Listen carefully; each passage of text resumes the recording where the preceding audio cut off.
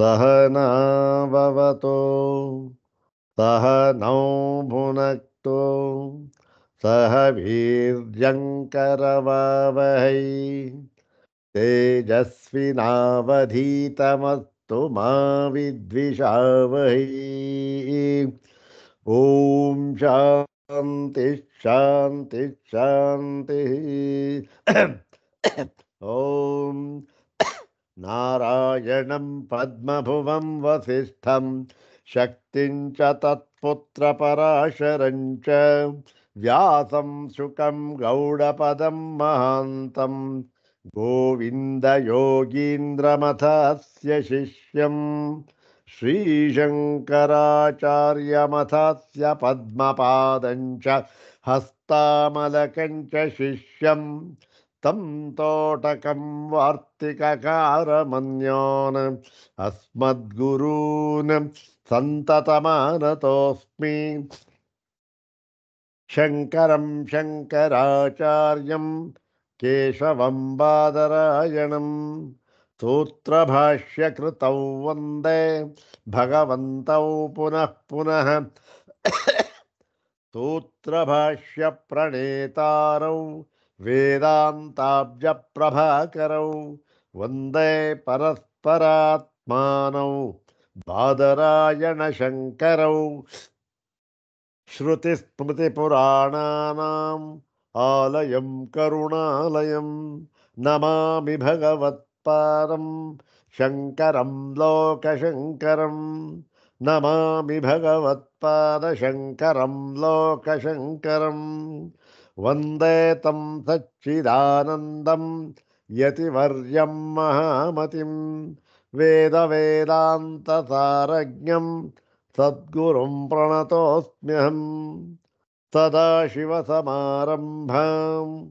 शङ्कराचार्यमध्यमाम् अस्मदाचार्यपर्यन्तां वन्दे गुरुपरम्पराम्। ॐ नमो ब्रह्मादिभ्यो ब्रह्मविद्यासम्प्रदायकर्तृभ्यो वंशर्षिभ्यो नमो महद्भ्यो नमो गुरुभ्यः सर्वो सर्व सर्वोपप्लवरहितः प्रज्ञानघनः प्रत्यगर्थो ब्रह्मैवाहमस्मि ब्रह्मैवाहमस्मि अधीहि भगवो ब्रह्म श्रीमच्छङ्कर भगवत् पूज्यपादमहासद्गुरुभ्यो नमः। श्री श्री सच्चिदानन्देन्द्र सरस्वती सद्गुरुभ्यो नमः। यो ब्रह्माणं विदधाति पूर्वं यो वै वेदांश्च प्रहिणोति तस्मै तन्मदेवमात्मबुद्धिप्रकाशं मुमुक्षुर्वै शरणमहं प्रपद्ये। ॐ शान्ति शान्ति शान्तिः। अग्रे उपस्थितेभ्यः भवद्भ्यः सर्वेभ्यो जिज्ञासुभ्यः हार्दान् नमस्कारान् समर्पयामि।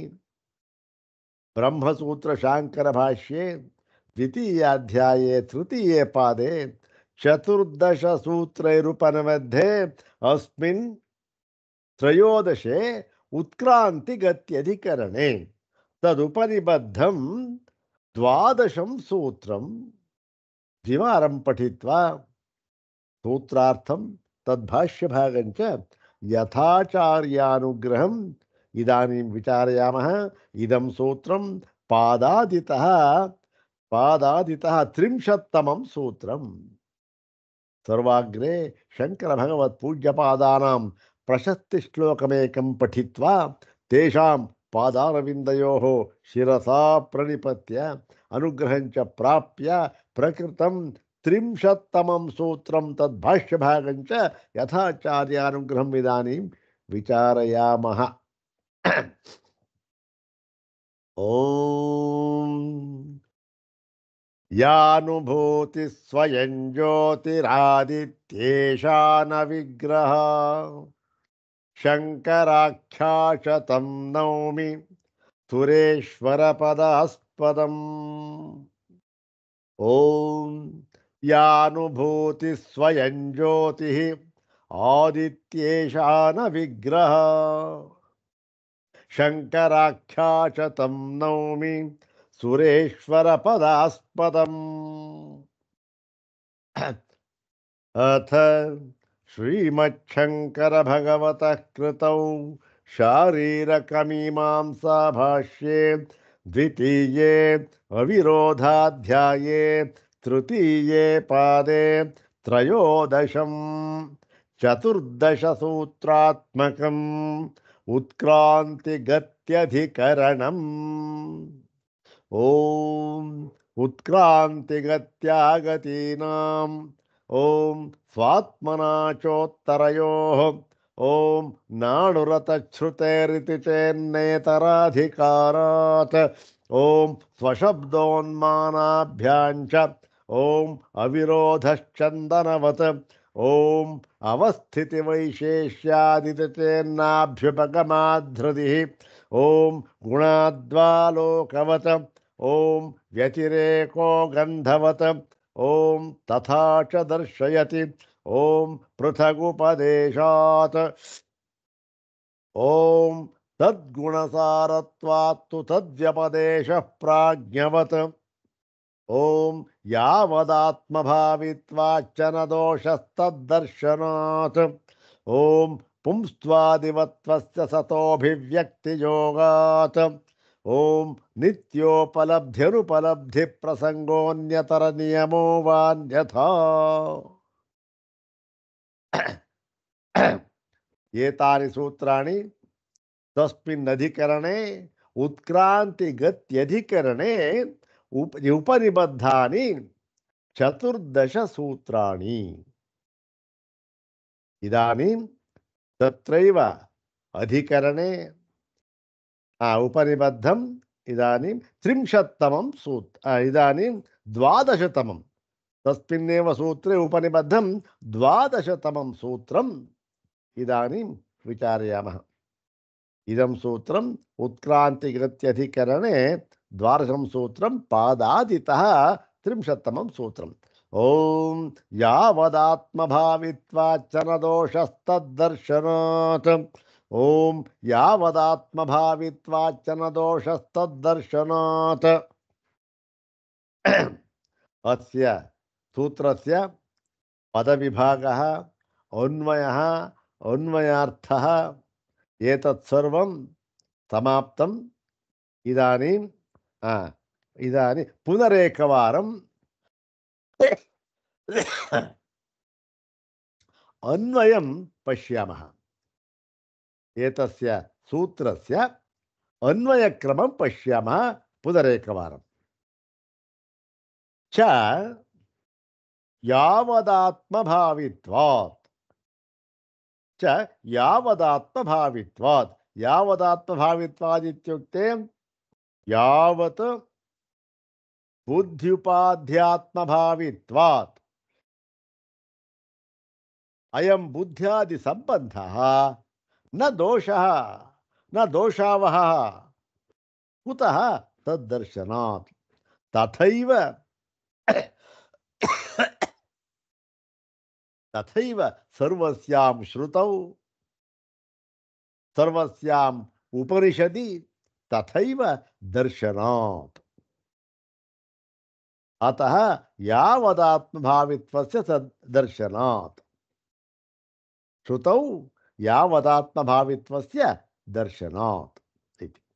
ಏನು ಈ ಯಾವದಾತ್ಮಭಾವಿತ್ವಾತ್ ಅಂತಂದರೆ ಎಲ್ಲಿಯವರೆಗೆ ಆತ್ಮಬುದ್ಧಿ ಅಂದ್ರೇನು, ಅದೇ ನಾನು ಎಂಬತಕ್ಕಂತಹ ತಾದಾತ್ಮ್ಯ ಬುದ್ಧಿ ಯಾವುದರಲ್ಲಿ, ಆ ಬುದ್ಧಿ ಎಂಬತ್ತು ಅಂತಃಕರಣ ಎಂಬುದನ್ನು ಅಂತಃಕರಣವೇ ನಾನು ಅಧ್ಯಾಸ ಭಾಷೆಯಲ್ಲಿ ಬರುತ್ತಲ್ಲ, ಅದು ಅಂತಃಕರಣವೇ ನಾನು ಎಂಬತಕ್ಕಂತಹ ದೃಢ ವಿಶ್ವಾಸದಿಂದ ಅಧ್ಯಾಸವುಳ್ಳವನಾಗಿರುತ್ತಾನೋ, ಯಾವುದರಿಂದ ಉಪಾಧಿ ಆ ಬುದ್ಧಿಪಾದಿ ಸಂಬಂಧದಿಂದ ಅಲ್ಲಿಯವರೆಗೂ ಏನು ಇದೇನು ದೋಷ ಅಲ್ಲ, ಇದು ಅಲ್ಲಿಯವರೆಗೂ ಇವೆಲ್ಲ ಇದ್ದೇ ಇರುತ್ತೆ. ಅಂದರೆ ಯಾವಾಗ ಆ ಸಂಬಂಧವು ಕಡಿದು ಹೋಯಿತೋ, ಕಡಿದು ಹೋಯಿತು ಅಂದರೆ ಏನು, ಇಲ್ಲೂ ಕೂಡ ಅಷ್ಟೇ. ಈಗಿತ್ತು ಏನೋ ಕಡಿದು ಹೋಯಿತು ಅಂತಲ್ಲ, ಯಾವತ್ತೂ ಇರಲೇ ಇರಲಿಲ್ಲ ಅದು. ಬುದ್ಧಿಗೂ ಅಥವಾ ಅಂತಃಕರಣಕ್ಕೂ ಆತ್ಮನಿಗೂ ಯಾವ ಯಾವ ಸಂಬಂಧವೂ ಇಲ್ಲ. ಅಷ್ಟೇ ಅಲ್ಲ, ಅಂತಃಕರಣ ಅಂತಃಕರಣ ಅಂತಕ್ಕಂಥದ್ದು ಎಲ್ಲಿರ್ತಕ್ಕಂಥದ್ದು ಆಶ್ರಯ, ಅದಕ್ಕೆ ಅದಕ್ಕೆ ಶರೀರ, ಅದಕ್ಕೆ ಏನಿರಬೇಕು, ಚೈತನ್ಯಭೂತವಾದ ಜೀವ ಇರಬೇಕು. ಹೌದು ತಾನೆ? ಇಷ್ಟೆಲ್ಲ ಇದ್ದರೆ ಅಂತಃಕರಣದ ವ್ಯಾಪಾರ.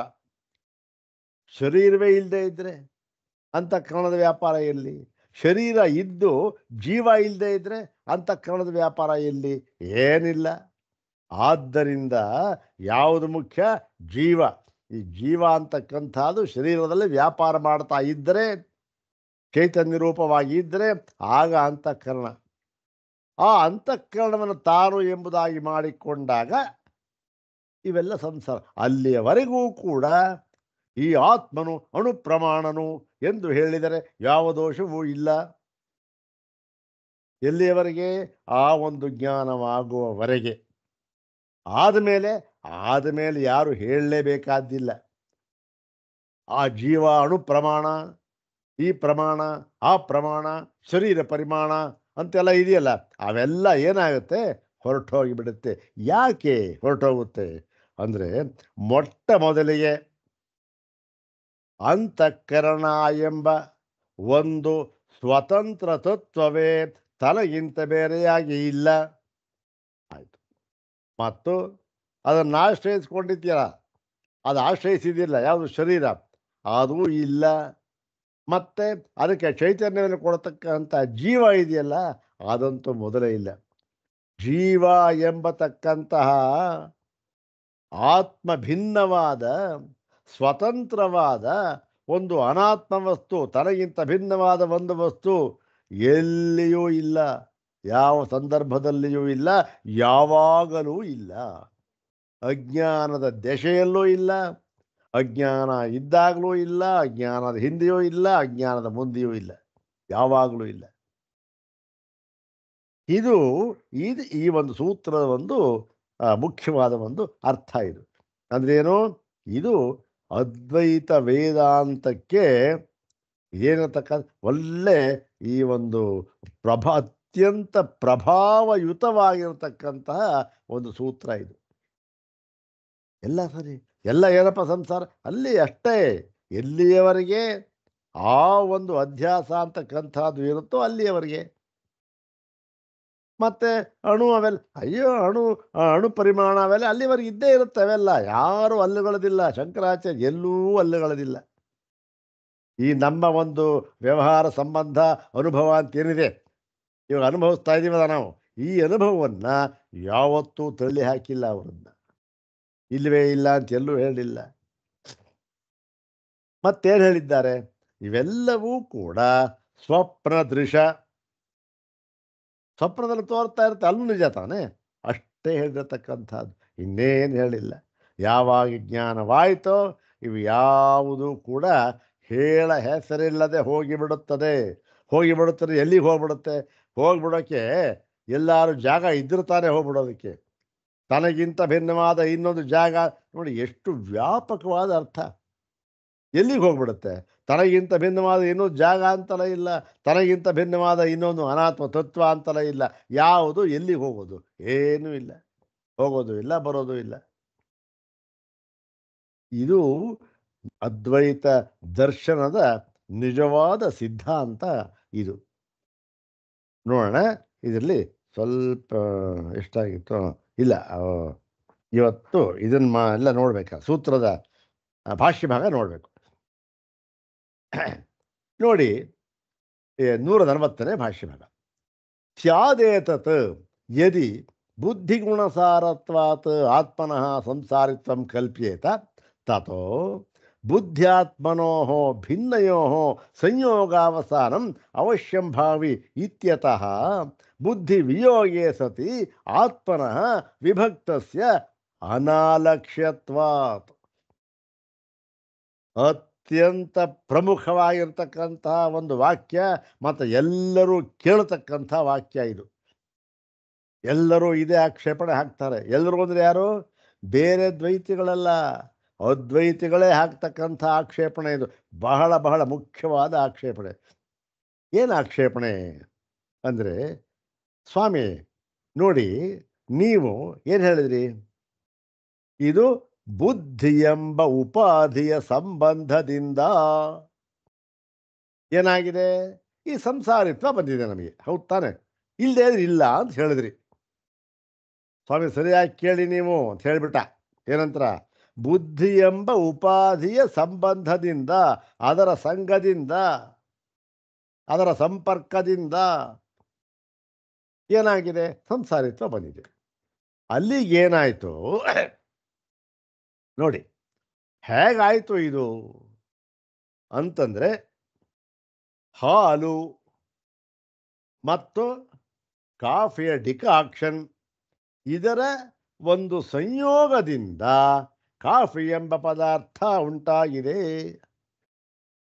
ಹಾಲು ಮತ್ತು ಡಿಕಾಕ್ಷನ್ ಇವೆರಡರ ಸಂಯೋಗದಿಂದ ಕಾಫಿ ಎಂಬತಕ್ಕಂಥ ಪದಾರ್ಥ ಉಂಟಾಗಿದೆ.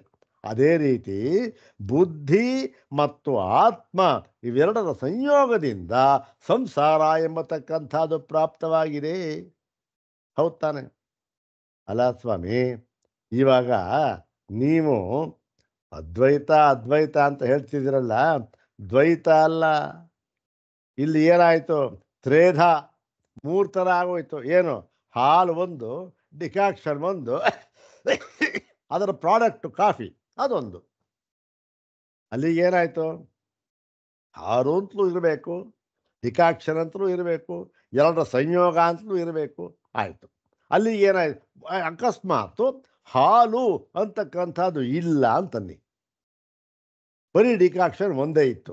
ಆವಾಗ ಏನಾಯಿತು? ಕಾಫಿ ಎಂಬತಕ್ಕಂಥ ಪದಾರ್ಥ ಬರುವುದಕ್ಕೆ ಸಾಧ್ಯವೇ ಇಲ್ಲ. ಅಥವಾ ಡಿಕಾಕ್ಷನ್ ಒಂದೇ ಇತ್ತು, ಹಾಲಿರಲಿಲ್ಲ, ಆಗಲೂ ಕೂಡ ಕಾಫಿ ಎಂಬತಕ್ಕಂಥ ಪದಾರ್ಥ ಬರುವುದಕ್ಕೆ ಸಾಧ್ಯವೇ ಇಲ್ಲ. ಅಂದ್ರೇನು? ಈ ಕಾಫಿ ಇದ್ದರೆ, ಡಿಕಾಕ್ಷನ್ ಅಂತಕ್ಕಂಥದ್ದು ಇದ್ದರೆ, ಹಾಲು ಅಂತಕ್ಕಂಥದ್ದು ಇದ್ದರೆ ಕಾಫಿ ಅಂತಕ್ಕಂಥ ಬರುತ್ತೆ ಅಂತಾಯಿತು. ಅಲ್ಲಿ ಏನಾಯ್ತು ಸ್ವಾಮಿ? ಈ ಒಂದು ಆತ್ಮ ಅಂತಕ್ಕಂಥದ್ದು ಇದೆ ಅನ್ನೋದು ಎಲ್ಲರೂ ಒಪ್ಕೊಂಡಿದ್ದಾರೆ. ಇನ್ನೊಂದಿದೆಯಲ್ಲ ಬುದ್ಧಿ ಅಂತಕ್ಕಂಥದ್ದು, ಅದು ಇದೆ ಅಂತ ಆಗಬೇಕಲ್ಲ. ಇದ್ರ ತಾನೇ ಸಂಯೋಗ ಆಗೋದು, ಸಂಯೋಗ ಆದ್ರೆ ತಾನೇ ಸಂಸಾರ ಬರೋದು. ಆಯಿತು. ಈಗ ಅಕಸ್ಮಾತು ಸಂಯೋಗ ಹೊರಟೋಯ್ತಪ್ಪ. ಸಂಯೋಗ ಹೊರಟೋಗ್ಬಿಟ್ಟು ಏನಾಯಿತು? ಆತ್ಮನೂ ಹೋಯ್ತು ಅಂತ ಆಗ್ಬಿಡ್ದಾಗ ಇದೇ ಬರೋದಿಲ್ವ, ಸಂಸಾರವೇ ಬರೋದಿಲ್ವಲ್ಲ ಅಂದ್ಬಿಟ್ಟು ನೋಡಿ.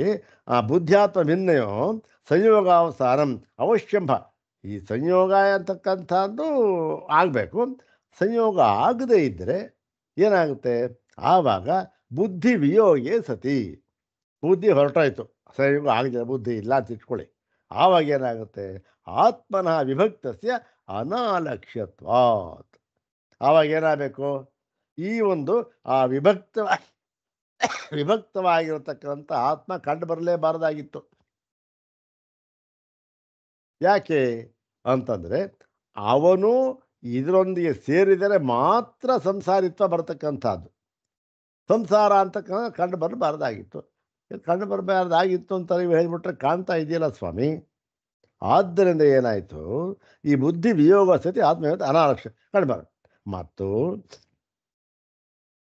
ಅಸತ್ವಂ ಸಂಸಾರಿತ್ವಂ ವಾ ಪ್ರಸಜ್ಯೇತ. ಅಸತ್ವಂ ಅಸಂಸಾರಿತ್ವಂ ವಾ ಪ್ರಸಜ್ಯೇತ.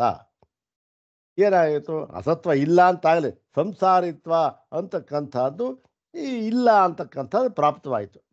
ಇಲ್ಲ ಅಂತಕ್ಕಂಥದ್ದು ಪ್ರಾಪ್ತವಾಯಿತು ಅಂತನ್ನೋದು ಅನುಭವಕ್ಕೆಲ್ಲರೂ ಹೊಂದುತ್ತಾ? ಹೊಂದೋದಿಲ್ವಲ್ಲ. ಮತ್ತು ಅದಕ್ಕೋಸ್ಕರ ಏನಾಗಿದೆ? ಈ ಒಂದು ಉತ್ತರವನ್ನು ಭಗವಾನ್ ಬಾದರಾಯಣರು ಹೇಳ್ತಾ ಇದ್ದಾರೆ. ಏನು?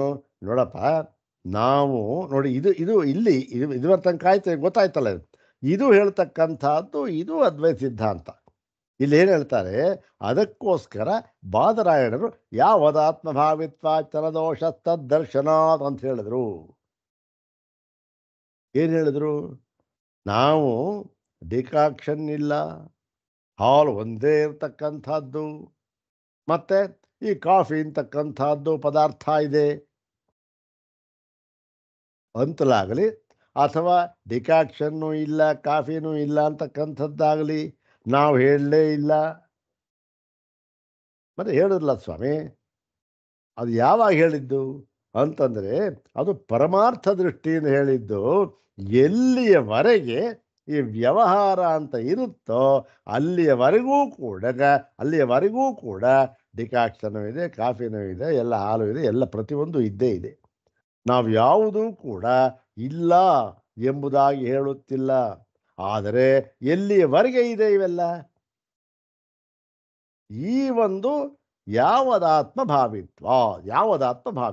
ಅಂದರೆ ಎಲ್ಲಿಯವರೆಗೆ ಅನಾತ್ಮ ಎಲ್ಲವನ್ನೂ ಕೂಡ, ಬುದ್ಧಿ ಒಂದೇ ಅಲ್ಲ, ಎಲ್ಲವನ್ನೂ ಕೂಡ ನಾನು ಎಂದು ಭಾವಿಸಿಕೊಂಡಿರುತ್ತಾನೋ, ಅಂದರೆ ಅಧ್ಯಾಸಯುಕ್ತನಾಗಿರುತ್ತಾನೋ, ಅಲ್ಲಿಯವರೆಗೆ ಇವೆಲ್ಲವೂ ಕೂಡ 100% ಸತ್ಯ.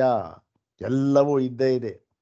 ಪ್ರಪಂಚ ಅಂತಕ್ಕಂಥದ್ದು ಇದೆ, ಸಂಸಾರ ಇದೆ, ನಾನು ಇದೆ, ನೀನು, ಎಲ್ಲ ಪ್ರತಿಯೊಂದು ಇದೆ. ಅಲ್ಲಿಯವರೆಗೆ ಮಾತ್ರ ಇದನ್ನ ಈ ದಹರಾಧಿಕರಣದಲ್ಲಿ 1ನೆಯ ಅಧ್ಯಾಯದಲ್ಲಿ 3ನೆಯ ಪಾದದಲ್ಲಿ ಆ ಒಂದು ಉತ್ತರಾಚ್ಛೇದಾವಿರ್ಭೂತ ಸ್ವರೂಪಸ್ತು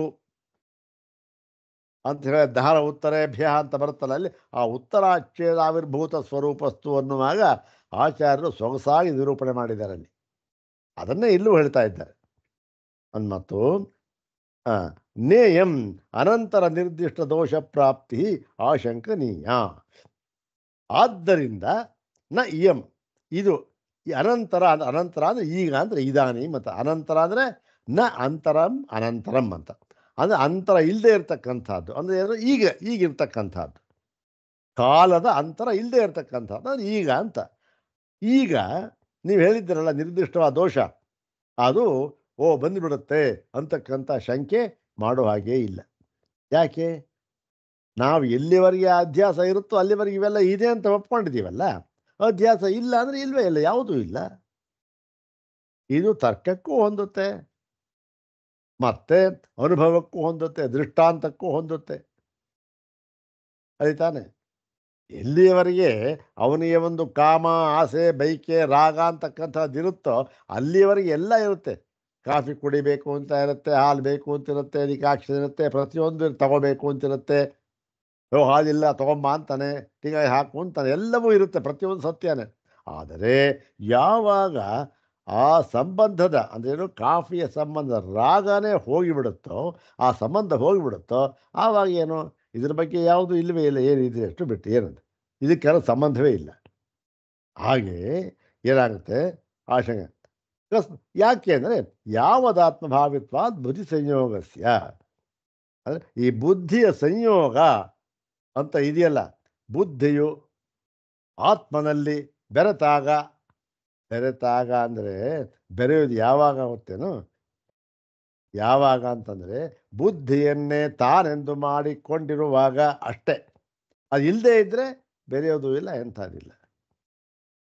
ಇವಾಗ ಯಾರೋ ಒಬ್ಬರು ಏನೋ ಆದರೆ ನನಗೇನಾಯಿತು, ಅವ್ರ ಸಂಬಂಧವೇ ಇಲ್ಲದೆ ಇರುವಾಗ, ಅದೇ ನನಗೇನಾದರೂ ಆದರೆ ಅಥವಾ ನನ್ನ ಸ್ವಂತದವ್ರಿಗೆ ಏನಾದರೂ ಆದರೆ ನನಗೆ ಸಂಬಂಧ ಇದೆ. ಅದಲ್ಲದೆ ಬೇರೆ ಯಾರಿಗೂ ಆದರೆ ಏನು ಸಂಬಂಧ? ಏನೂ ಇಲ್ಲ. ಹಾಗೆ ಬುದ್ಧಿ ಎಂಬುದು, ಬುದ್ಧಿಗೂ ನನಗೂ ಸಂಬಂಧವೇ ಇಲ್ಲದೆ ಇದ್ದಾಗ ಏನು ಇಲ್ಲವೇ ಇಲ್ಲ.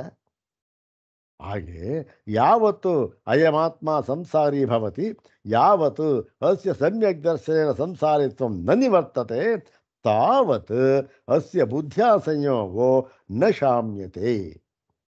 ನೋಡಿ, ಒಂದೊಂದು ವಾಕ್ಯನೂ ಕೂಡ ಎಲ್ಲ ಅನುಭವ ಪರ್ಯಂತವಾದ ವಾಕ್ಯ ಇದು. ನೋಡಿ, ಎಲ್ಲಿಯವರೆಗೆ ಅಯಮಾತ್ಮ ಈ ಆತ್ಮನು ಸಂಸಾರಿಯಾಗಿರುತ್ತಾನೋ ಅಂದ್ರೇನು? ಎಲ್ಲಿಯವರೆಗೆ ಇವನಿಗೆ ಅಧ್ಯಾಸ ಇರುತ್ತದೆಯೋ. ಹಾಗಾದ್ರೇನು? ಎಲ್ಲಿಯವರೆಗೆ ಇವನಿಗೆ ಅನಾತ್ಮ ವಸ್ತುಗಳಲ್ಲಿ ತಾದಾತ್ಮ್ಯ ಭಾವ ಇರುತ್ತದೆಯೋ. ಎಲ್ಲ ಅನಾತ್ಮ ವಸ್ತು, ಬುದ್ಧಿಯು ಅನಾತ್ಮ ವಸ್ತು, ಅಂತಃಕರಣ ಅನಾತ್ಮ ವಸ್ತು, ಅವರಲ್ಲಿ ತಾದಾತ್ಮ್ಯ ಭಾವ ಎಲ್ಲಿವರೆಗೆ ಇರುತ್ತೋ ಅಲ್ಲಿಯವರೆಗೆ ಇದರ ಸಂಯೋಗ ಇದೆಯಲ್ಲ, ಯಾರು ಅನಾತ್ಮ ವಸ್ತುವು ಆತ್ಮ ಸಂಯೋಗ ಅಂತಿದ್ದೀರ, ಆ ಸಂಯೋಗವನ್ನು ತಪ್ಪಿಸುವುದಕ್ಕೆ ಆಗುವುದಿಲ್ಲ. ಎಲ್ಲಿಯವರೆಗೆ ಅಧ್ಯಾಸ ಇರುತ್ತೋ ಅಲ್ಲಿಯವರೆಗೂ ಕೂಡ ಸಂಬಂಧ ಇದ್ದೇ ಇರುತ್ತೆ, ಸಂಯೋಗ ಇದ್ದೇ ಇರುತ್ತೆ. ಶಾಮ್ಯತೆ ಅದು ಹೋಗೋದಿಲ್ಲ ಅದು. ಮತ್ತು ಎಲ್ಲಿಯವರೆಗೆ ಈ ಬುದ್ಧಿಯ ಉಪಾಧಿ ಸಂಬಂಧ ಇರುತ್ತದೋ ಅಲ್ಲಿಯವರೆಗೆ ನೋಡಿ, ಇನ್ನೂ ಒಂದು ಮುಖ್ಯವಾದ ಒಂದು ಆ, ವಾಕ್ಯ. ಯಾವದೇವ ಚ ಅಯಂ ಬುದ್ಧ್ಯುಪಾಧಿ ಸಂಬಂಧ ತಾವತ್ ಜೀವಸ್ಯ ಜೀವತ್ವಂ ಸಂಸಾರಿತ್ವಂಚ. ನೋಡಿ, ಇಂಥ ವಾಕ್ಯಗಳು ಏನಂದರೆ, ನಾವು ಚೆನ್ನಾಗಿ ವಿಶ್ಲೇಷಣೆ ಮಾಡಿ ನಮ್ಮ ಅನುಭವಕ್ಕೆ ಒಂದು ವಾಕ್ಯ ಇದು ಬಂದ್ಬಿಡ್ತು ಅಂದರೆ ಅದು ಮುಕ್ತರಾಗ್ಬಿಟ್ವಿ ಅಷ್ಟೇ. ಇನ್ನೇನು ಏನು ಮಾಡಬೇಕಾದಿಲ್ಲ. ಕೃತಕೃತ್ಯ ಅಂತ ಹೇಳ್ತಾರಲ್ಲ ಹಾಗೆ. ನೋಡಿ, ಇಲ್ಲಿ ಹೇಳ್ತಾರೆ, ಯಾವ ದೇವತೆ ಬುದ್ಧಿವಾದ, ಎಲ್ಲಿಯವರೆಗೆ ಈ ಬುದ್ಧಿಗೂ ಮತ್ತು ತನಗೂ ಒಂದು ಸಂಬಂಧ, ಬುದ್ಧಿ ಎಂಬ ಉಪಾಧಿಗೂ ತನಗೂ ಸಂಬಂಧ ಇರುತ್ತೋ, ಅಂದರೆ ನಾನೇ ಬುದ್ಧಿ ಅಂತ ಮಾಡ್ಕೊಂಡಿದ್ದಾನೋ, ತಾದಾತ್ಮ ಸಂಬಂಧ ಇರುತ್ತೋ, ಅಲ್ಲಿಯವರೆಗೆ ಈ ಜೀವನ ಜೀವತ್ವ, ಅಲ್ಲಿಯವರೆಗೆ ಜೀವ ಜೀವ ಜೀವ ಅಂತಷ್ಟೇ. ಮತ್ತೆ ಜೀವ ಅಂತ ಇದ್ಮೇಲೆ ಸಂಸಾರ ಇದ್ದೇ ಇರುತ್ತೆ. ಜೀವ ಸಂಸಾರ ಎಲ್ಲ ಎಲ್ಲಿಯವರೆಗೆ? ಅಲ್ಲಿಯವರೆಗೆ ಮಾತ್ರ ಅಂದ್ಬಿಟ್ಟು ಇದು ನೋಡಿ, ಇದು ಇನ್ನೊಂದು ವಾಕ್ಯ ಹೇಳ್ತಾರೆ, ಪರಮಾರ್ಥತಸ್ತು ನ ಜೀವೋ ನಾಮ ಬುದ್ಧ್ಯುಪಾಧಿ ಸಂಬಂಧ ಪರಿಕಲ್ಪಿತ ಸ್ವರೂಪ ವ್ಯತಿರೇಕೇನ ಅಸ್ತಿ. ನೋಡಿ, ಈ ವಾಕ್ಯ ನಾವು ಯಾತಕ್ಕೆ ಇಷ್ಟೊಂದು ಒತ್ತಿ ಒತ್ತಿ ಒತ್ತಿ ಹೇಳ್ತಕ್ಕಂಥದ್ದು ಅಂದರೆ, ಇಂಥ ವಾಕ್ಯಗಳು ಬರಿಬೇಕಾದ್ರೆ ಅವರು ಸ್ವತಃ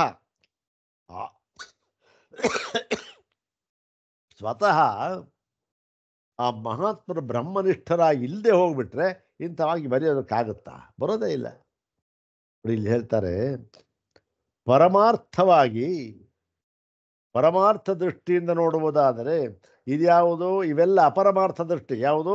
ಬುದ್ಧಿ ಎಂಬ ಉಪಾಧಿಯ ಸಂಬಂಧದಿಂದ ನೋಡ್ತಕ್ಕಂಥದ್ದು, ಮತ್ತೆ ಆ ಒಂದು ಪರಿಣಾಮವನ್ನು ಅನುಭವಿಸತಕ್ಕಂಥದ್ದು ಅಪರಮಾರ್ಥ ದೃಷ್ಟಿ.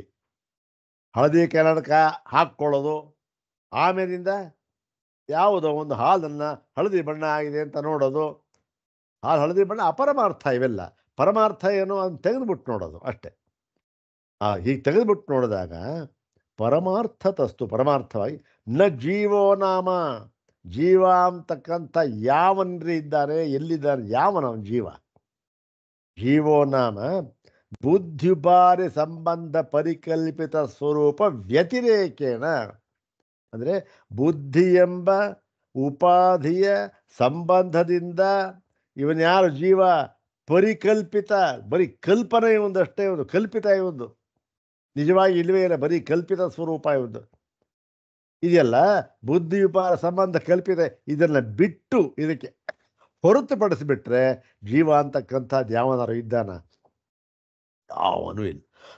ಜೀವ ಅಂತಕ್ಕಂಥ ಹೆಸರೇ ಇಲ್ಲ. ಜೀವ ಅಂತಕ್ಕಂಥ ಒಂದು ಎಂಟಿಟಿ ಅಂತ ಹೇಳ್ತಕ್ಕಂಥ ಪರಮಾರ್ಥ ತತ್ವ ಅದೇ ಇಲ್ಲ. ಈ ಜೀವ ಅಂತ ಬಂದಿರತಕ್ಕಂಥದ್ದು ಯಾಕೆ? ಕೇವಲ ಬುದ್ಧಿಗೂ ತನಗೂ ತಾದಾತ್ಮ ಸಂಬಂಧದಿಂದ ಈ ಜೀವ ಹುಟ್ಕೊಂಡ ಅಷ್ಟೆ. ನಿಜವಾಗಿ ಏನಾಗಿದೆ? ಅಜಾತಿವಾದ ಗೌಡಪಾದ. ಜೀವ ಅಂತಕ್ಕಂಥವ್ನು ಹುಟ್ಟೇ ಇಲ್ಲ ಅಂದರೆ ಅವನು ಪರಮಾತ್ಮಕ್ಕೂ ಅವನಿಗೆ ಹೌದು, ಏನೂ ಇಲ್ಲ. ನಿಮ್ಮ ಜೀವ ಇದೆಯಲ್ಲ, ಜೀವ ಇರೋದಷ್ಟೇ ಕಣ್ರಿ. ಯಾತಕ್ಕೆ? ನಿನ್ನ ಅವಿದ್ಯೆಯಿಂದ ಜೀವ ಇದೆ ಅಷ್ಟೆ, ನಿನ್ನ ಕಲ್ಪನೆ ಇದು ಅಷ್ಟೆ, ನಿಜವಾಗಿ ಇಲ್ಲವೇ ಇಲ್ಲ ಅಂತಕ್ಕಂಥದ್ದು. ನಹಿ ನಿತ್ಯ ಮುಕ್ತ ಸ್ವರೂಪಾತ್ ಸರ್ವಜ್ಞಾತ್ ಈಶ್ವರಾತ್ ಅನ್ಯ ಚೇತನೋ ಧಾತು ದ್ವಿತೀಯ ವೇದಾಂತಾರ್ಥ ನಿರೂಪಣಾಯಾಮ್ ಉಪಲಭ್ಯತೆ. ಒಂದು ವಾಕ್ಯ ನೋಡಿದ್ರೆ ಸಾಕು ನಮ್ಗೆ. ಯಾವ ಸೂತ್ರಭಾಷ್ಯನೂ ಅಂದರೆ 550 ಸೂತ್ರನೂ ಓದಬೇಕಾಗಿಲ್ಲ, ಯಾವ ಗ್ರಂಥನೂ ಓದಬೇಕಾಗಿಲ್ಲ, ಉಪನಿಷತ್ತು ಓದಬೇಕಾಗಿಲ್ಲ. ಇಷ್ಟೇ ಇಲ್ಲಿ ನಾವು ಓದ್ವಲ್ಲ, ಈ 140ನೇ ಭಾಷ್ಯವಾಗ ಇಷ್ಟನ್ನ ಪ್ರತಿದಿನ ಓದ್ಕೊಂಡು ಹೋಗ್ಬಿಟ್ರೆ ಏನಾದರೂ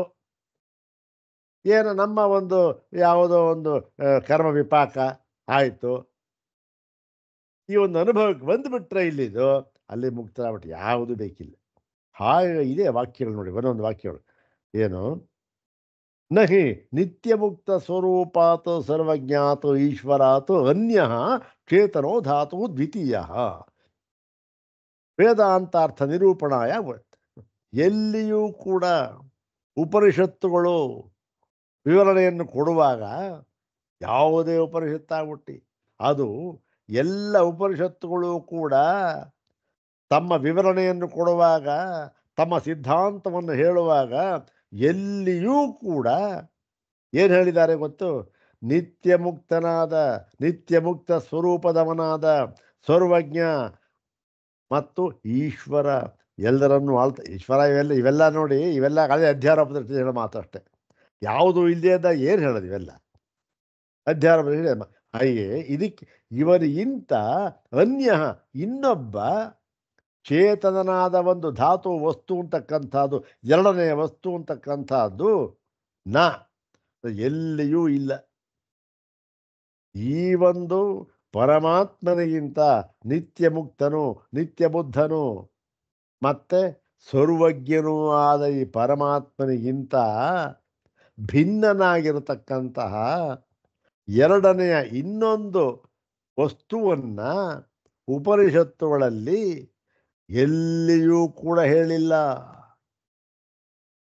ಅಂತಕ್ಕಂಥದ್ದು ಉಪನಿಷತ್ತು ಹೇಳಿಲ್ಲ ಅಂದ್ಬಿಟ್ರೆ ಹೇಗಾಯಿತು? ಅದಕ್ಕೆ ಒಂದು ಪ್ರಮಾಣ ಏನು ಅಂದರೆ ಒಂದೆರಡು ಮೂರು ವಾಕ್ಯ ಕೊಡ್ತಾರೆ. ನಾಣ್ಯೋತೋಸ್ತಿ ದ್ರಷ್ಟ ಶ್ರೋತಾಮಂತ ವಿಜ್ಞಾತ ನ ಅನ್ಯ ಅತಃ ಅಸ್ತಿ, ನ ಅತಃ ಅನ್ಯ ಅಸ್ತಿ. ಅತಃ ಅತಃ ಅಂತಂದ್ರೇನು? ಪರಸ್ಮಾತ್ ಬ್ರಹ್ಮಣ ಪರಮಾತ್ಮನಃ, ಅನ್ಯ ಅಂದರೆ ಆ ಪರಮಾತ್ಮನಿಗಿಂತ ಭಿನ್ನವಾದ ಇನ್ನೊಂದು ವಸ್ತು ಅಂತಕ್ಕಂಥ ನ ಅಸ್ತಿ ಇಲ್ಲ. ಯಾವುದು ಇನ್ನೊಂದು ವಸ್ತು ಅಂದ್ರೆ ಯಾವುದು? ದೃಷ್ಟ ಶ್ರೋತಾಮಂತ ವಿಜ್ಞಾತ ವ್ಯವಹಾರ ಇದೆಯಲ್ಲ, ನಾನು ಕೇಳಿದೆ, ನಾನು ನೋಡಿದೆ, ನಾನು ಮುಟ್ಟಿದೆ, ಇವೆಲ್ಲ ಇದೆಲ್ಲ ವ್ಯವಹಾರ. ಯಾವ ವ್ಯವಹಾರ ಮಾಡುವವನೂ ಇಲ್ಲ. ಆ ಚೈತನ್ಯ ಸ್ವರೂಪಕ್ಕಿಂತ ಭಿನ್ನನಾಗಿ ಇನ್ನೊಬ್ಬ ಎರಡನೆಯ ಚೈತನ್ಯ ಸ್ವರೂಪ ಯಾರವನು? ನೋಡುವವನು, ಕೇಳುವವನು, ಮುಟ್ಟುವವನು, ಮೂಸುವ ಎಂಬತಕ್ಕಂತಹ ಯಾವುದೂ ಇಲ್ಲ ಅಂತ ಹೇಳಿ ಇನ್ನೊಂದು ಹೇಳ್ತಾರೆ ನೋಡಿ, ನಾಣ್ಯದತೋಸ್ತಿ ದ್ರಷ್ಟೃ ಶ್ರೋತೃ ಮಂತ್ರ ವಿಜ್ಞಾತ. ಇದು ಉದ್ದಕ್ಕೆ ವಾಕ್ಯ ತುಂಬ ಇದೆ, ಫಸ್ಟ್ ಇಷ್ಟು ಮಾತ್ರ ಬರೆದಿದ್ದಾರೆ ಅಷ್ಟೆ. ಇದು ಅದೇ ಅರ್ಥ ಹಿಂದೆ ಬರ್ತಕ್ಕಂಥದ್ದು. ಇದು ಸ್ವಲ್ಪ ದಕಾರ ಸೇರಿಸ್ಕೊಂಡ್ಬಿಟ್ಟಿದ್ದಾರೆ ಅಷ್ಟೇ. ಅದು ಪದ ವಿಭಾಗ ಮಾಡಿದ್ರೆ ಗೊತ್ತಾಗ್ತಾನೆ. ನಾಣ್ಯದತೋಸ್ತಿ ದ್ರಷ್ಟೃ ಅದು ಹೇಗಿದು? ನ ಅನ್ಯತ್ ಅತಃ. ಅಂದ್ರೆ ಏನು ಇಲ್ಲಿ ನೋಡಿ, ಹಿಂದಿನ ವಾಕ್ಯದಲ್ಲಿ ನ ಅನ್ಯ ಅತಃ ಅಂತ ಇತ್ತು, ಈ ವಾಕ್ಯದಲ್ಲಿ ನ ಅನ್ಯತ್ ಅತಃ ಅಂತ ಇದೆ. ಏನು ವ್ಯತ್ಯಾಸ? ಅಂದರೆ ಎರಡು ಒಂದೇ ಅರ್ಥ, ಏನಿಲ್ಲ. ಅಲ್ಲಿ ನ ಅನ್ಯ ಎಂಬುದಾಗಿ ಪುಲ್ಲಿಂಗ ರೂಪದಿಂದ ಹೇಳಿದ್ದಾರೆ,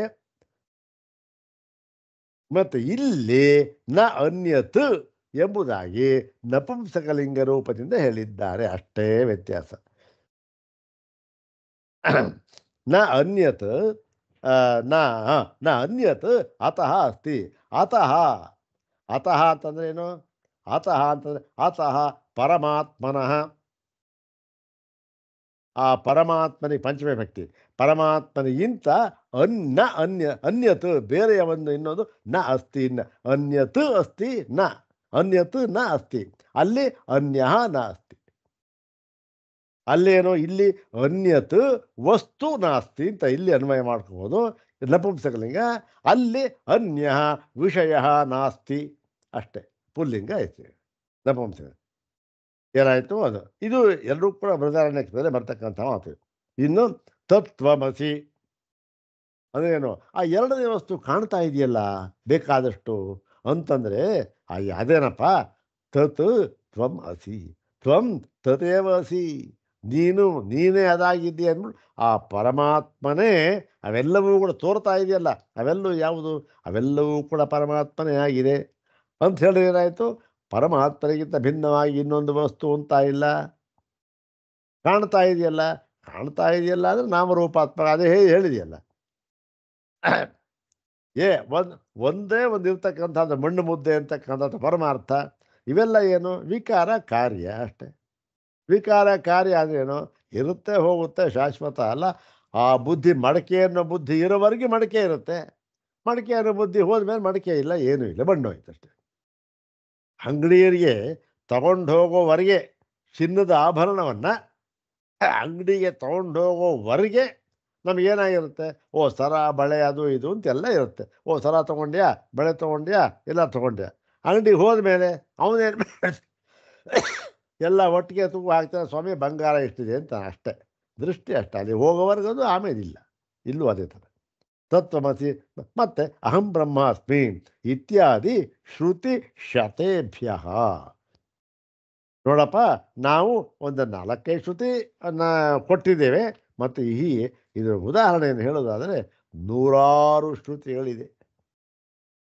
ಎಂಥ ಶ್ರುತಿ ಅದು ಅಂದರೆ, ಎಲ್ಲ ಶ್ರುತಿಗಳು ಕೂಡ ಒಕ್ಕುಲದಿಂದ ಏನು ಹೇಳ್ತಾ ಇದೆ?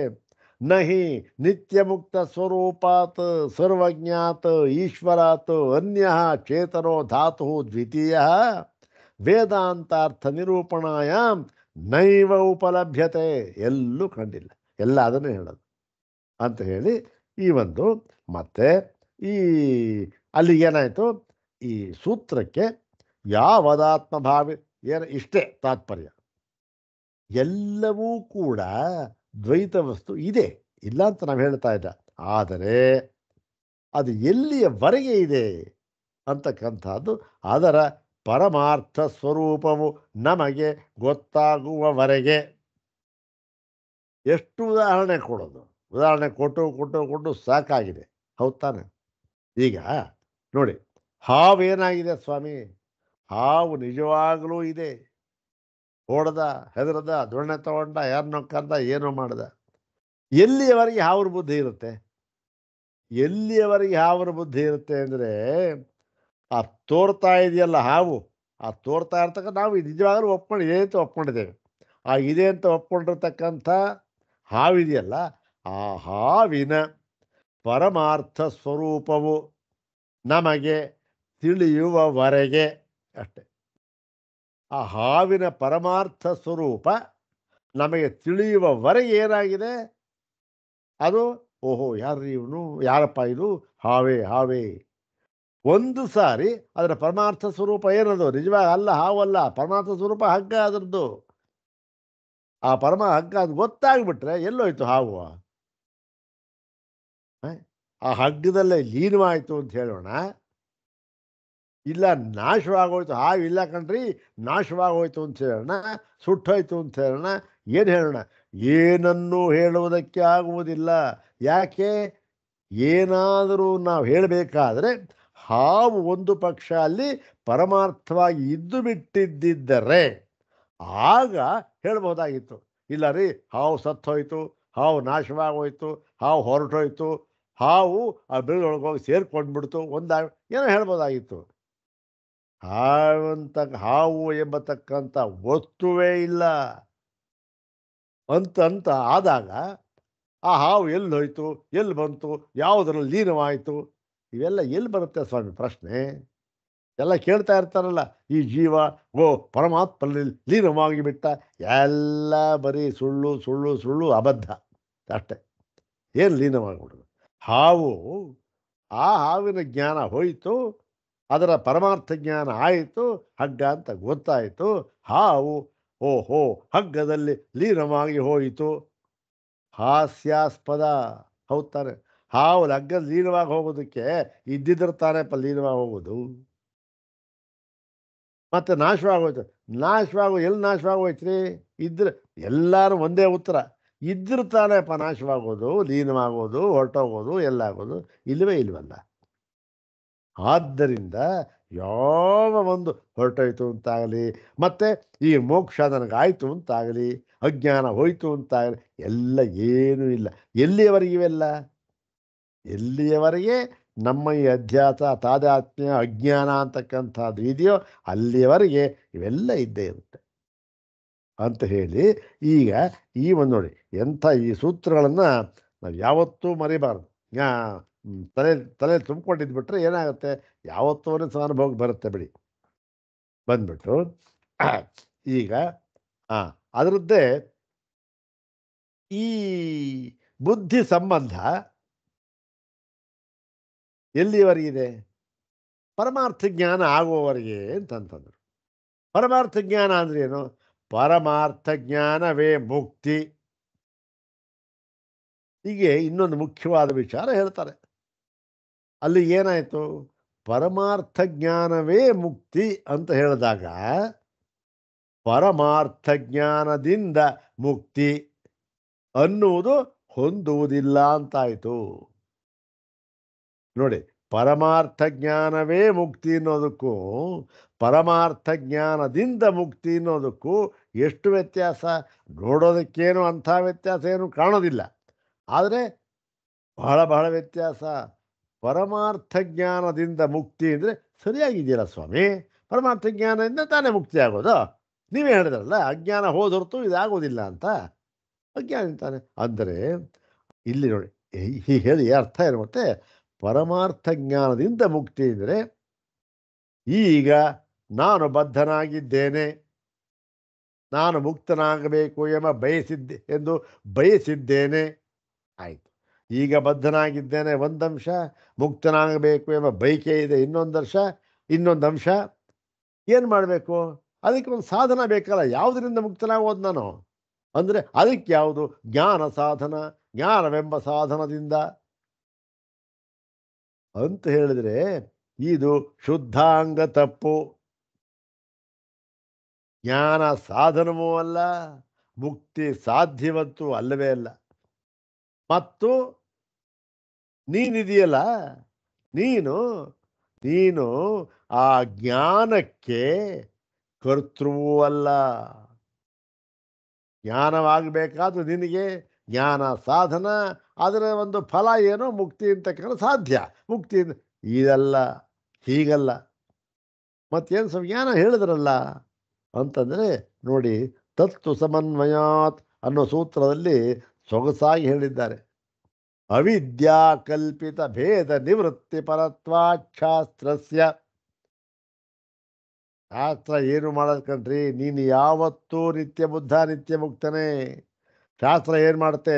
ನೀನು ನೋಡಪ್ಪ, ನನ್ನನ್ನು ಉಪಯೋಗಿಸ್ಕೊಂಡು ನೀನು ಮುಕ್ತನಾಗು ಅಂತ ಹೇಳ್ತಾ ಇಲ್ಲ, ಮುಕ್ತನಾಗು ಅಂತ ಹೇಳ್ತಾನೇ ಇಲ್ಲ. ಅದು ಯಾಕೆ? ನೀನು ಆಗಲೇ ಮುಕ್ತನಾಗಿ ಬಿಟ್ಟಿದೆ. ಮತ್ತೇನು ಹೇಳ್ತಾ ಇದೆ ಅಂದರೆ, ನೀನು ಬದ್ಧ ಅಂತ ತಿಳ್ಕೊಂಡಿದ್ದೀಯಲ್ಲ, ಏನು ಅಜ್ಞಾನ ಅಬದ್ಧ, ಅದನ್ನು ಹೋಗಲಾಡಿಸ್ತಾ ಇದೆ ಅಷ್ಟೆ. ನಿನ್ನನ್ನು ಮುಕ್ತನಾಗಿ ಮಾಡ್ತಾ ಇಲ್ಲ ಅದು. ಯಾಕೆ ಮಾಡಬೇಕಾದ್ದಿಲ್ಲ, ನೀನು ಯಾವತ್ತೂ ನಿತ್ಯ ಮುಕ್ತನೇ. ಆದರೆ ನಿನ್ನಲ್ಲಿ ನೀನು ತಿಳ್ಕೊಂಡಿದ್ದೆ ತಪ್ಪು ತಿಳುವಳಿಕೆ, ನಾನು ಬದ್ಧನಾಗಿಬಿಟ್ಟಿದ್ದೇನೋ, ಸಂಸಾರಿ ಇದಾರಂತ, ಅದನ್ನು ಹೋಗಲಾಡಿಸುತ್ತಷ್ಟೆ. ಯಾವುದು? ಅವಿದ್ಯಾ ಕಲ್ಪಿತ ಭೇದ. ಅವಿದ್ಯಾ ಕಲ್ಪಿತದಿಂದ ಭೇದ ಬಂತು, ನಾನು ಬೇರೆ ಅವನು ಬೇರೆ, ದುಃಖ ಶುರುವಾಯಿತು, ಸಂಸಾರ. ಎಲ್ಲಿ ದ್ವೈತವೋ ಅಲ್ಲಿ ಸಂಸಾರ. ಅವಿದ್ಯಾ ಕಲ್ಪಿತ ಭೇದ ನಿವೃತ್ತಿ ಪರತ್ವಾಚ್ಛಾಸ್ತ್ರಸ್ಯ. ಎಲ್ಲ ಶಾಸ್ತ್ರ ಉಪನಿಷತ್ ಮಾಡೋದು ಇದನ್ನು. ನಿಮ್ಮನ್ನು ಏನು ಅದು, ಓಹೋ, ನಿಮ್ಮನ್ನು ಜ್ಞಾನಿಯನ್ನಾಗಿ ಯಾವತ್ತೂ ಮಾಡೋದೇನು ಮಾಡಬೇಕಾದ್ದು ಇಲ್ಲ. ಅದು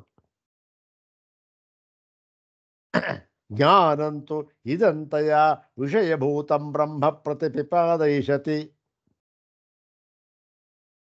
ಎಂಥೆಂಥ ವಾಕ್ಯ ಇದೆ. ಮತ್ತು ಇದು ಆ ವಿಚಾರವನ್ನು ಈ ಒಂದು ಮುಂದಿನ ಭಾಗದಲ್ಲಿ ಹೇಳ್ತಾ ಇದ್ದಾರೆ. ಅದನ್ನು ನಾಳೆ ದಿವಸ ನೋಡೋಣ. ಓಂ ಶಾಂತಿ ಶಾಂತಿ ಶಾಂತಿ. ಓಂ ತತ್ಸತ್.